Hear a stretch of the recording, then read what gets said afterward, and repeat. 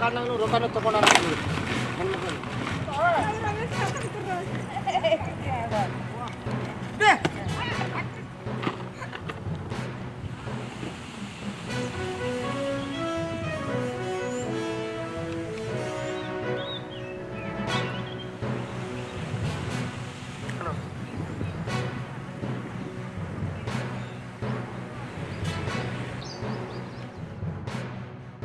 ಇದು ಕೂಡ ಇಲ್ಲಿಂದ ಸಸಿಗಳಿಗೆ ನಾವು ಪ್ಲಾಂಟಿಂಗ್ ಮಾಡ್ತೀವಿ. ಸುಮಾರು 2022ರಿಂದ ಆಗಿದ್ದರಿಂದ ಇಲ್ಲಿ ಸಾರ್ವಜನಿಕರಿಗೆ ಸಾಕಷ್ಟು ಅನುಕೂಲ ಆಗ್ತದೆ. ಸಮೀಪ ಇದೆ ಸಿಟಿ ಲಿಮಿಟಿಂದ, ಇದರಿಂದ ಸಾಕಷ್ಟು ಸಾರ್ವಜನಿಕರು ಉಪಯೋಗ ತೊಗೊಂಡಿದ್ದಾರೆ.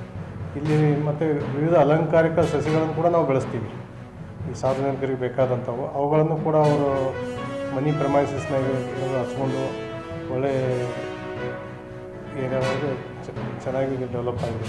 ಮುಂಚೆಗಿಂತ ಈಗ ಸಿಟಿಯೊಳಗೆ ಗ್ರೀನರಿ ಜಾಸ್ತಿ ಆಗಿದೆ. ಮತ್ತು ನೆಲ್ಲಿ, ನೇರಳೆ, ಆಮೇಲೆ ಈ ಥರ ವಿವಿಧ ಜಾತಿಯ ಸಸ್ಯಗಳು ಇಲ್ಲಿ ಬೆಳೆಯುವಂಥ ಲೋಕಲಾಗಿ ಬೆಳೆಯುವಂಥ ಜಾತಿಗಳನ್ನು ನಾವು ಪ್ರಮುಖವಾಗಿ ಬೆಳೆಸಿದ್ದೀವಿ. ಹಾಗಾಗಿ ಇಲ್ಲಿ ರೈತರು ಈಗೇನು ಬೆಳೆಸಿದ್ದೀವಿ ಸಸ್ಯನಾಲಯಕ್ಕೆ ಭೇಟಿ ನೀಡಬೇಕು. ರೈತರಿಗೆ ನಾವು ಕಡಿಮೆ ದರದಲ್ಲಿ ಅಂದರೆ ರಿಯಾಯಿತಿ ದರದಲ್ಲಿ ಸಸ್ಯಗಳನ್ನು ವಿತರಿಸ್ತಾ ಇದ್ದೀವಿ. 6-9 ಬ್ಯಾಗಿನ ಸೈಜಿನ ಅಳತೆಯ ಬ್ಯಾಗಿನ ನಾವು ₹3 ಕೊಡ್ತಾಯಿದ್ದೀವಿ. ಹಾಗೆ 8-12 ಅಳತೆಯ ಸಸ್ಯಗಳನ್ನು ₹6 ವಿತರಣೆ ಮಾಡ್ತಿದ್ವಿ. ಆಗಲಿ ರೈತರು ಎಲ್ಲ ನಮ್ಮ ಬಿಜಾಪುರ ಜಿಲ್ಲೆ ಹಸಿರುನಾಡು ಮಾಡುವಂಥ ಲೆಕ್ಕದಲ್ಲಿ ಫಾರೆಸ್ಟ್ದವರು ಅದಕ್ಕೋಸ್ಕರ ಸಸಿಗಳನ್ನು ಕೊಡ್ತಾ ಇದ್ದಾರೆ. ನಮ್ಮ ಬಿಜಾಪುರ ಜಿಲ್ಲಾ ರೈತರಿಗೆ ವಿನಂತಿ ಮಾಡ್ಕೊಳ್ಳೋದು ಏನಂತಂದ್ರೆ ತಾವೆಲ್ಲರೂ ಇಲ್ಲಿ ಸಸಿಯನ್ನು ತಗೊಂಡು ನಮ್ಮ ಬಿಜಾಪುರ ಜಿಲ್ಲೆ ಬರಗಾಲ ಜಿಲ್ಲೆ ಅಂತ ಏನು ಕಲಂಕ ಇದೆ, ಈ ಕಲಂಕವನ್ನು ದೂರವಹಿಸುವ ಉದ್ದೇಶದಿಂದ ತಾವು ತಮ್ಮ ಎಲ್ಲನೂ ಸಸಿಗಳನ್ನು ಪಡೆದು ಹಸಿರುನಾಡು ಮಾಡುವ ಪ್ರಯತ್ನವನ್ನು ಮಾಡಬೇಕಂತೇಳಿ 12th of July 2026, Belgavi, Karnataka, on the occasion of Akhil Bharatiya Prant Pracharak Baitak of Rashtriya Swayamsevak Sangh. The release. The annual Akhil Bharatiya Prant Pracharak Baitak of Rashtriya Swayamsevak Sangh RSS concluded today in Belgavi, Karnataka. Respected Sarasangchalak Dr. Mohanji Bhagwat, Sar Karyawah Manya Dattatrayji Hosbale attended the Baitak with 226 Karyakartas from all over the country. In the meeting, a review of training camps held at various levels of Sangha after March 26 was conducted. This year, total 83 Sangha Shiksha Varga and 12 Karyakarta Vikas Varga were conducted.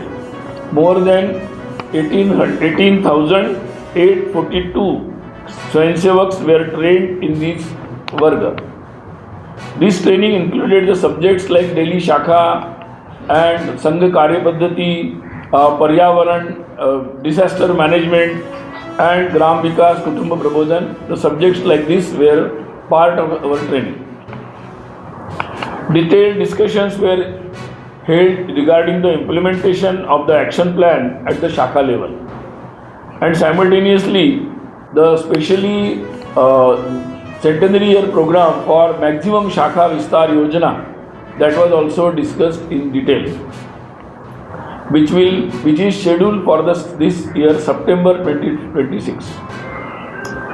Along with this, a review of completed programs of Sangha centenary year and the planning of the remaining programs of the centenary were discussed, and of course plans were discussed actively to how we can engage the people in different social activities and the activities regarding the Pancha Parivartan.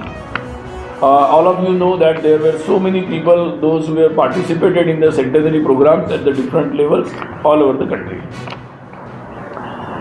Simultaneously, the Pravas Yojana of Pujaniya Sarasangchalak Ji, Dr. Mohanji, for this year 2026, 25, 26 and 26, 27, that was also discussed.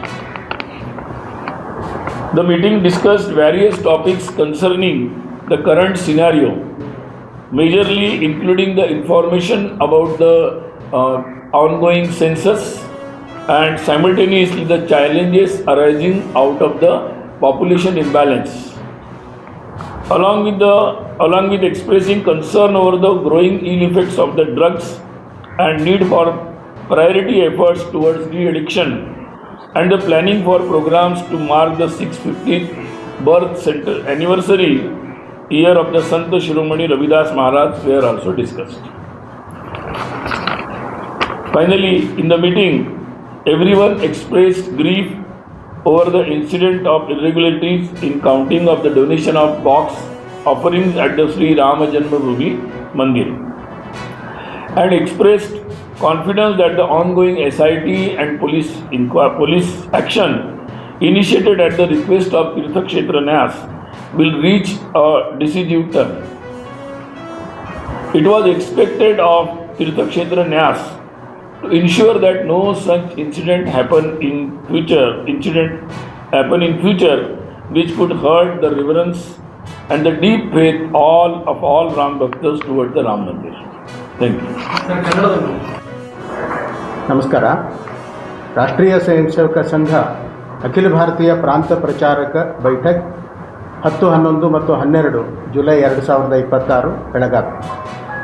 ಮಾಧ್ಯಮ ಪ್ರಕಟಣೆ 12 July 2026 Belagavi, Karnataka. ರಾಷ್ಟ್ರೀಯ ಸ್ವಯಂ ಸೇವಕ ಸಂಘದ ವಾರ್ಷಿಕ ಅಖಿಲ ಭಾರತೀಯ ಪ್ರಾಂತ ಪ್ರಚಾರಕ ಬೈಠಕ್ ಇಂದು ಕರ್ನಾಟಕದ ಬೆಳಗಾವಿಯಲ್ಲಿ ಮುಕ್ತಾಯಗೊಂಡಿತು. ಈ ಬೈಠಕಿನಲ್ಲಿ ಪೂಜನೀಯ ಸರಸಂಘ ಚಾಲಕರು ಡಾಕ್ಟರ್ ಮೋಹನ್ಜಿ ಭಾಗವತ್, ಮಾನ್ಯ ಸರ್ಕಾರ್ಯವಾಹ ದತ್ತಾತ್ರೇಯಜಿ ಹೊಸಬಾಳೆ ಸೇರಿದಂತೆ 226 ಕಾರ್ಯಕರ್ತರು ಉಪಸ್ಥಿತರಿದ್ದರು. ಬೈಠಕ್ನಲ್ಲಿ ಮಾರ್ಚ್ 2026 ನಂತರ ಸಂಘದ ವಿವಿಧ ಸ್ತರಗಳಲ್ಲಿ ನಡೆದ ಪ್ರಶಿಕ್ಷಣ ವರ್ಗಗಳ ವಿಶ್ಲೇಷಣೆ ನಡೆಸಲಾಯಿತು. ಈ ವರ್ಷ ದೇಶಾದ್ಯಂತ ಒಟ್ಟು 83 ಸಂಘ ಶಿಕ್ಷಾ ವರ್ಗ ಮತ್ತು 12 ಕಾರ್ಯಕರ್ತ ವಿಕಾಸ ವರ್ಗಗಳು ಸಂಪನ್ನಗೊಂಡವು. ಇದರಲ್ಲಿ ಒಟ್ಟು 18,842 ಸ್ವಯಂ ಸೇವಕರು ತರಬೇತಿ ಪಡೆದರು. ಈ ತರಬೇತಿಯಲ್ಲಿ ಶಾಖಾ ಸಂಚಾಲನೆ, ಸಂಘ ಕಾರ್ಯಪದ್ಧತಿ, ಗ್ರಾಮ ವಿಕಾಸ, ಕುಟುಂಬ ಪ್ರಬೋಧನ, ವಿಪತ್ತು ನಿರ್ವಹಣೆ ಮತ್ತು ಪರಿಸರ ಸಂರಕ್ಷಣೆ ಮುಂತಾದ ವಿಷಯಗಳು ಒಳಗೊಂಡಿದ್ದವು. ಶಾಖೆಗಳ ಸ್ತರದಲ್ಲಿ ಕಾರ್ಯಯೋಜನೆಯ ಅನುಷ್ಠಾನದ ದೃಷ್ಟಿಯಿಂದ ವಿವರವಾಗಿ ಚರ್ಚಿಸಲಾಯಿತು ಮತ್ತು ಸೆಪ್ಟೆಂಬರ್ ತಿಂಗಳಿನಲ್ಲಿ ಗರಿಷ್ಠ ಶಾಖಾ ವಿಸ್ತಾರ ಯೋಜನೆಯ ಕುರಿತು ಚರ್ಚಿಸಲಾಯಿತು. ಇದರೊಂದಿಗೆ ಶತಾಬ್ದಿ ವರ್ಷದ ಅಂಗವಾಗಿ ನಡೆದ ಕಾರ್ಯಕ್ರಮಗಳ ವಿಶ್ಲೇಷಣೆ ಹಾಗೂ ನಿಗದಿಪಡಿಸಲಾದ ಉಳಿದ ಕಾರ್ಯಕ್ರಮಗಳ ಯೋಜನೆಯ ಕುರಿತು ವಿಚಾರ ಮಾಡಲಾಯಿತು. ಶತಾಬ್ದಿ ವರ್ಷದ ವಿವಿಧ ಕಾರ್ಯಕ್ರಮಗಳ ಮೂಲಕ ಸಂಪರ್ಕಕ್ಕೆ ಬಂದ ಜನರನ್ನು ಸಾಮಾಜಿಕ ಕಾರ್ಯಗಳಲ್ಲಿ ಮತ್ತು ಪಂಚಪರಿವರ್ತನೆಯ ವಿಷಯಗಳಲ್ಲಿ ಸಕ್ರಿಯಗೊಳಿಸುವ ಯೋಜನೆಯ ಕುರಿತು ಚರ್ಚಿಸಲಾಯಿತು. 2026-27ನೇ ಸಾಲಿನ ಪೂಜನೀಯ ಸರಸಂಘ ಚಾಲಕರ ಪ್ರವಾಸದ ಯೋಜನೆಯ ಕುರಿತು ಚರ್ಚೆ ನಡೆಯಿತು. ಬೈಠಕ್ಕಿನಲ್ಲಿ ಪ್ರಸ್ತುತ ಸನ್ನಿವೇಶದ ವಿವಿಧ ವಿಷಯಗಳ ಕುರಿತು ಚರ್ಚಿಸಲಾಯಿತು. ಇದರಲ್ಲಿ ಮುಖ್ಯವಾಗಿ ಜನಗಣತಿಯ ಸಂದರ್ಭದಲ್ಲಿ ಮಾಹಿತಿ ಮತ್ತು ಜನಸಂಖ್ಯಾ ಅಸಮತೋಲನದಿಂದ ಎದುರಾಗುವ ಸವಾಲುಗಳು ಮುಂತಾದ ವಿಷಯಗಳು ಒಳಗೊಂಡಿದ್ದವು. ಡ್ರಗ್ನ ಹೆಚ್ಚುತ್ತಿರುವ ದುಷ್ಪರಿಣಾಮಗಳ ಬಗ್ಗೆ ಕಳವಳ ವ್ಯಕ್ತಪಡಿಸುವುದರೊಂದಿಗೆ ವ್ಯಸನ ಮುಕ್ತಿ ತಡೆಗಾಗಿ ಆದ್ಯತೆಯ ಮೇರೆಗೆ ಪ್ರಯತ್ನಗಳ ಅಗತ್ಯತೆಯ ಕುರಿತು ಮತ್ತು ಸಂತ ಶಿರೋಮಣಿ ರವಿದಾಸ ಮಹಾರಾಜರ 650ನೇ ಜನ್ಮ ಜಯಂತಿ ವರ್ಷದ ಕಾರ್ಯಕ್ರಮಗಳ ಯೋಜನೆಯ ಕುರಿತು ಚರ್ಚಿಸಲಾಯಿತು. ಶ್ರೀರಾಮ ಜನ್ಮಭೂಮಿ ಮಂದಿರದ ದಾನ ಪೆಟ್ಟಿಗೆಯ ಕಾಣಿಕೆಯ ಎಣಿಕೆಯಲ್ಲಿ ನಡೆದಿರುವ ಅಕ್ರಮ ಘಟನೆಗೆ ಬೈಠಕ್ನಲ್ಲಿ ಎಲ್ಲರೂ ದುಃಖ ವ್ಯಕ್ತಪಡಿಸಿದರು. ತೀರ್ಥಕ್ಷೇತ್ರ ನ್ಯಾಸ್ ಟ್ರಸ್ಟ್ ಮನವಿಯ ಮೇರೆಗೆ ನಡೆಯುತ್ತಿರುವ SIT ಮತ್ತು ಪೊಲೀಸ್ ತನಿಖೆಯು ನಿರ್ಣಾಯಕ ಹಂತವನ್ನು ತಲುಪಲಿದೆ ಎಂಬ ವಿಶ್ವಾಸವನ್ನು ವ್ಯಕ್ತಪಡಿಸಲಾಯಿತು. ಭವಿಷ್ಯದಲ್ಲಿ ಇಂತಹ ಯಾವುದೇ ಘಟನೆಗಳು ಮರುಕಳಿಸದಂತೆ ತೀರ್ಥಕ್ಷೇತ್ರ ನ್ಯಾಸವು ಖಚಿತಪಡಿಸಿಕೊಳ್ಳಬೇಕು.